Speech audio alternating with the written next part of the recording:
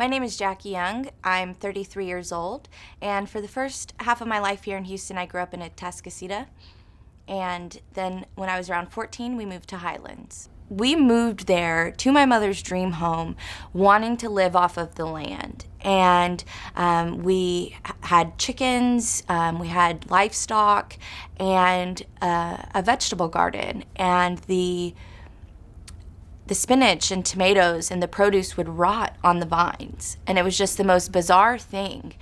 Within the first year of moving to Highlands, I started having GI issues that doctors really couldn't explain. And for years, we tried to figure out what was going on with my health, and we really didn't get any answers. I also started having joint problems pretty close to the time that we moved over to Highlands. And, by the time I was 18, I started having more serious scopes and type of investigative diagnostic procedures trying to figure out what was going on.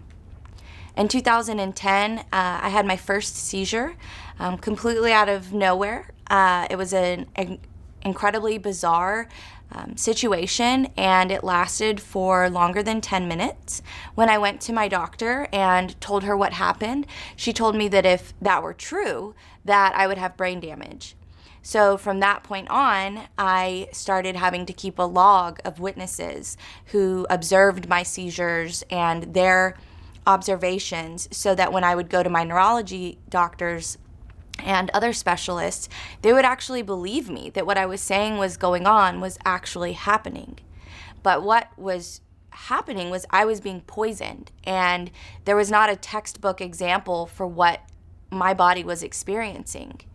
By the summer of 2011, I was down to 90 pounds. I'd lost use of both of my hands, and I was having an average of 7 seizures a week.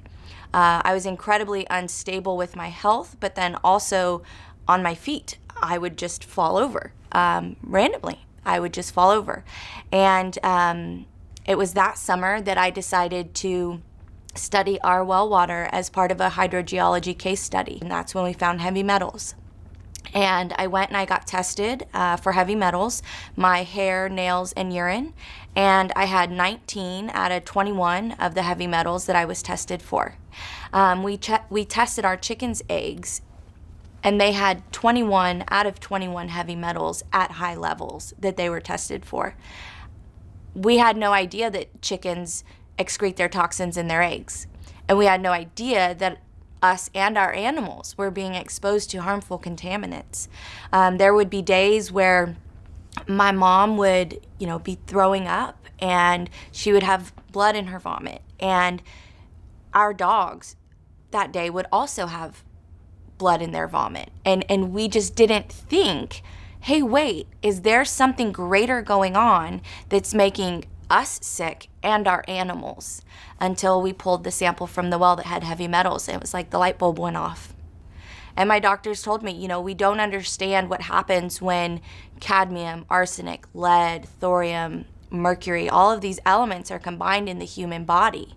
And I think that I am just one of many across the Houston region that experience this. I started researching like crazy, trying to figure out where these elements could be coming from. And one of the principles I was learning in college was that if it is the environment that's making you sick, then your neighbors are also likely going to be sick to a certain extent.